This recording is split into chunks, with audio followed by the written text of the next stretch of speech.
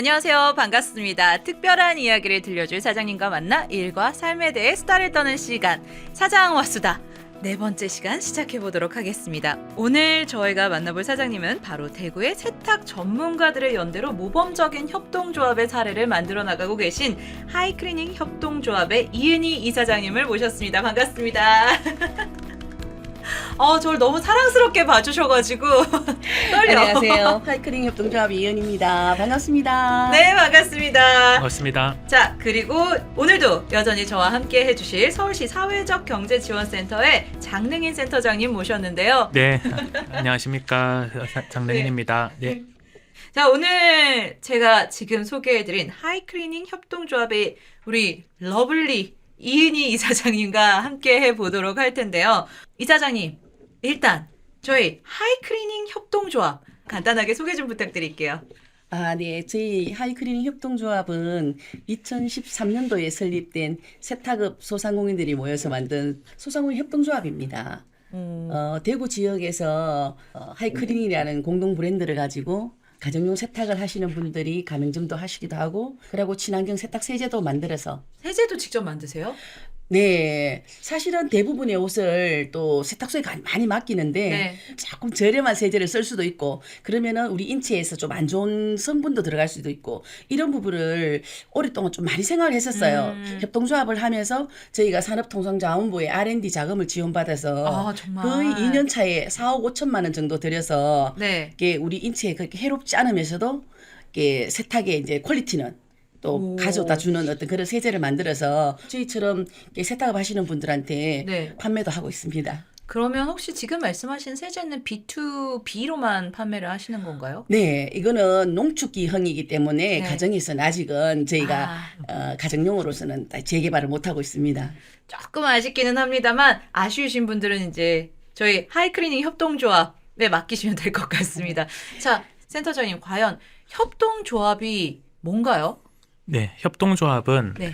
재화나 용역의 구매, 생산, 판매, 제공 등을 협동으로 영위해서 조합원들의 권익을 향상시키고 지역 사회에 공헌하는 그런 조직이라 보시면 돼요. 네. 이제 국제협동조합 연맹에서 이제 정의하기로는 경제적인 부분뿐만이 아니라 네.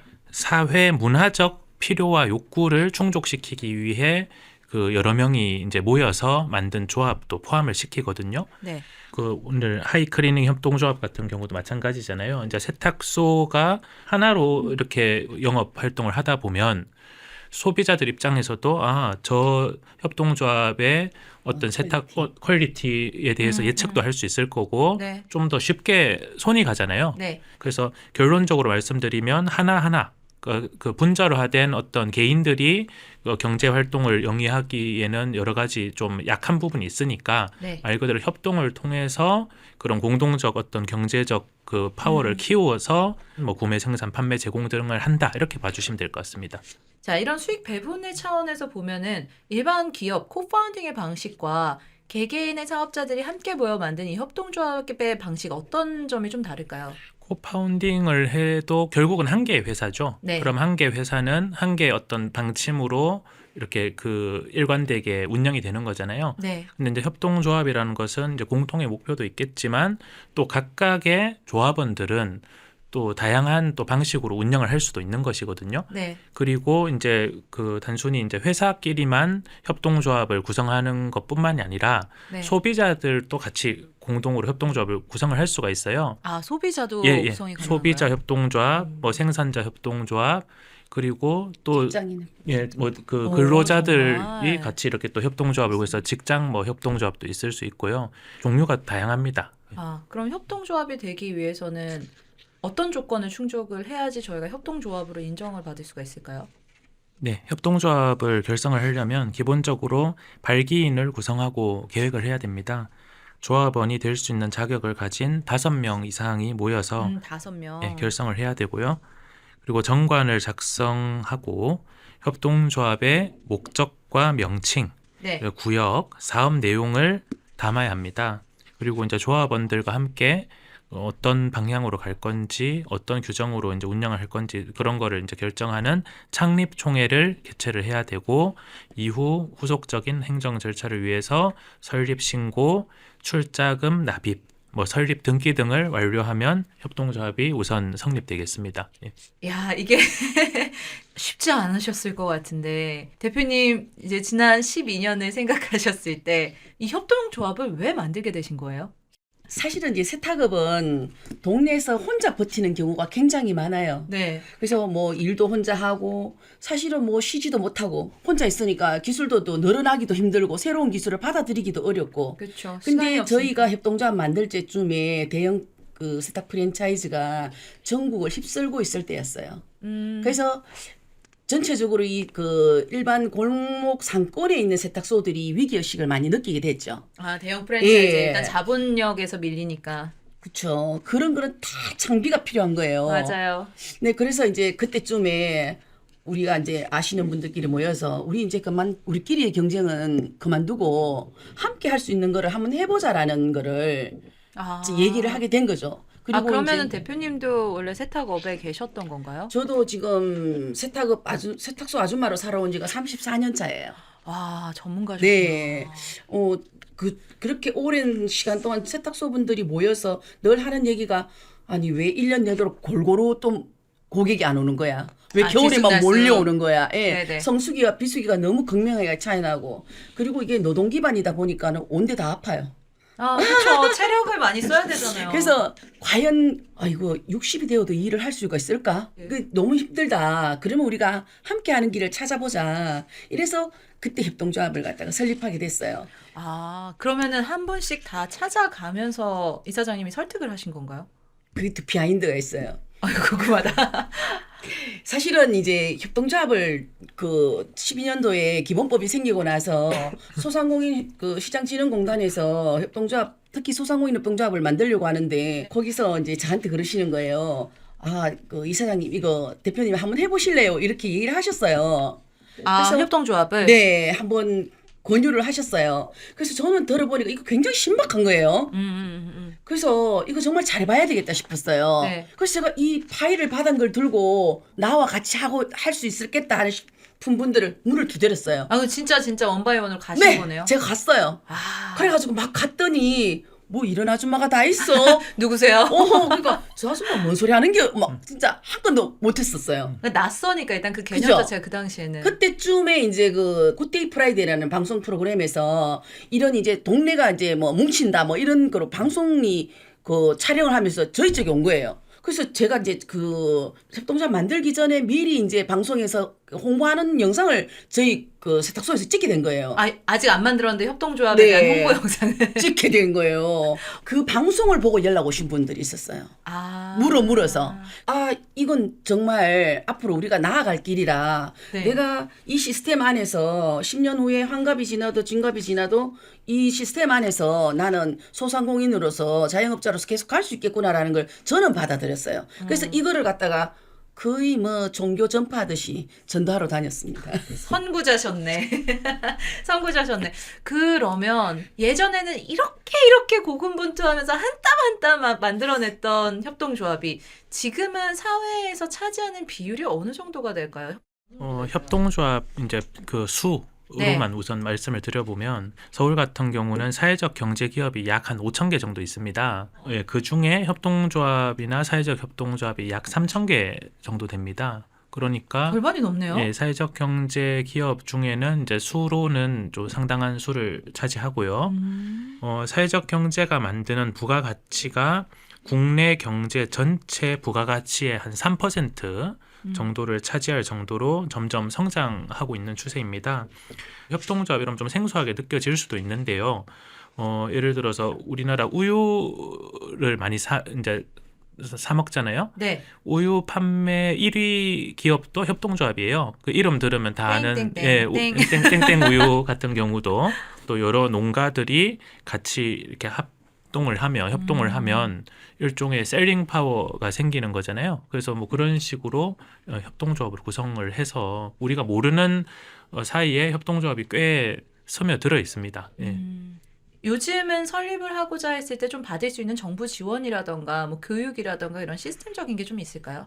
기본적으로 이제 협동조합 그 기본법이 있고 서울 어떤 사회적 경제 지원센터 같은 경우도 처음에 이제 입문하는 그 협동조합 그 구성원들, 조합원들이 설립 절차라든지 운영에 있어서 초반에 이제 교육이 좀 많이 필요하다고 요청을 해요. 그럼 기본적으로 저희가 콜센터를 운영을 하면서 그런 문의가 들어오면 관련 절차나 뭐 이런 운영 그 이제 제도적인 부분을 초반에 좀 설명을 해드리고요. 네. 그리고 이제 이걸 운영하는 과정에서 이제 우리가 꾸준히 그 정기적으로 교육을 제공을 합니다. 오늘 초대되신 대표님 같은 경우도 막 여러 군데 돌아다녀도 처음엔 잘 몰라서 거절을 한 너무 거잖아요. 속상하셨을 것 같아요. 예, 진짜. 그래서 이제는 한 4-5분 이렇게 모아서 오시라 이거죠. 오시면 저희가 이제 그런 관련해서 교육도 맞아요. 해드리고 이게 너무 실제로 좋아졌지.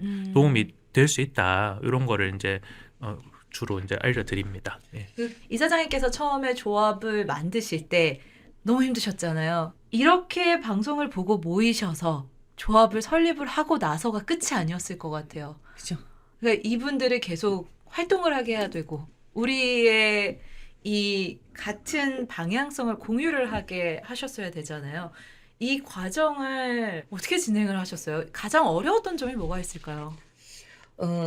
사실은 이제 협동조합을 같이 하는데 저희는 협동조합의 출자금이 다른 네. 저 협동조합보다 굉장히 좀 컸었어요. 자본금만 2억 1천만 원으로 시작을 했으니까는. 조합원들이 모아서. 네네. 세탁소 사장님들이 각각 3천만 원씩 출자를 해서 이걸 했는데 큰 돈이었었거든요. 왜냐하면 확신이 없었으니까. 많이 큰 돈이죠. 그죠? 그때도. 그렇게 했었는데 그렇게 해놓고 나면은 감나무에서 감이 떨어질 거라고 생각을 하셨거든요. 사실은 저희가 이제 협동조합을 처음에 할 때는 잘 될 때 어떤 캐파를 맞추어서 공장의 규모를 맞추어 놓는 거거든요. 그동안 이제 그게 안 된 거죠. 이게 수익이 안 일어나는 거죠. 네. 그래서 출자금에서 향후에 들어갈 운영비를 미리 준비를 못한 거예요. 원체 가다하게 들어가니까. 그래서 저희가 2016년도에 첫 당기 순이익이 발생했는데 어마무시하게 감격적인 당기 순이익이 일어나는 그 동안까지 일단 거의 만 액수 이전에. 4년을 굉장히 힘들었어요.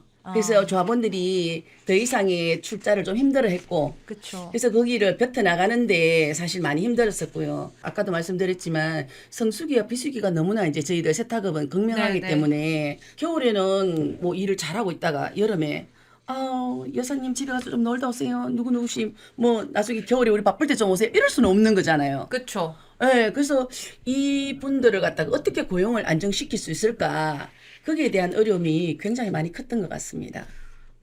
저는 그 과정을 지금 들으면서 중간에 분명히 조합원으로 들어왔다가 나 나가겠다 돈 달라 내놔라 뭐 약간 이런 식으로 결국에 이미 다 쓴 돈일지언정 뱉어내라 원망도 많이 받으셨을 것 같아요. 저 요런 말을 해도 될라나 모르겠는데 사실은 제가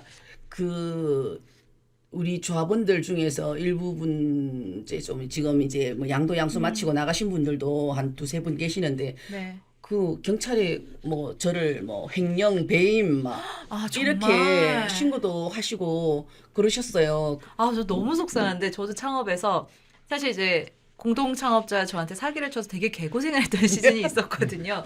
그래서 사람에 대한 고생이 얼마나 큰지 아는데 이런 조합원과의 마찰이 생겼을 때 이런 부분을 좀 스무스하게 해결하기 위해서 좀 도움을 받을 만한 제도 같은 게 좀 있을까요? 근데 기본적으로 조합에 여러 갈등이 생기고 이런 거는요. 네.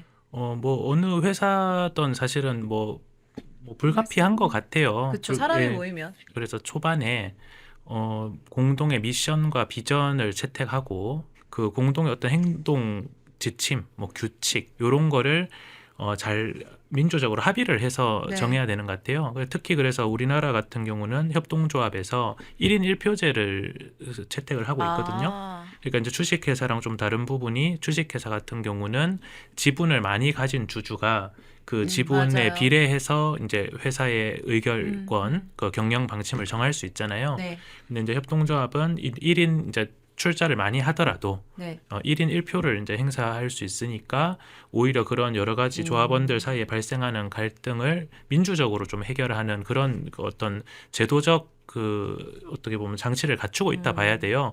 그럼 그에 걸맞게 좀 더 자주 소통하고 토론하고 그다음 투명하게 공유하는 뭐 이런 게 필요하다고 보고 이제 제도를 얘기를 하셨으니까 협동조합 같은 경우는 이제 정기적으로 그런 데 대해서 경영 공시를 하게 되어 있죠. 네. 예, 그래서 그런 게 어떻게 보면 단순히 뭐 협동조합이니까 공시해라 이런 게 아니고 그런 투명하게 공시를 함으로써 조합원들이 서로 또 그걸 바탕으로 토론하고 경영 방침을 정하고 뭐 이런 어떤 연결이 된다고 봅니다. 예.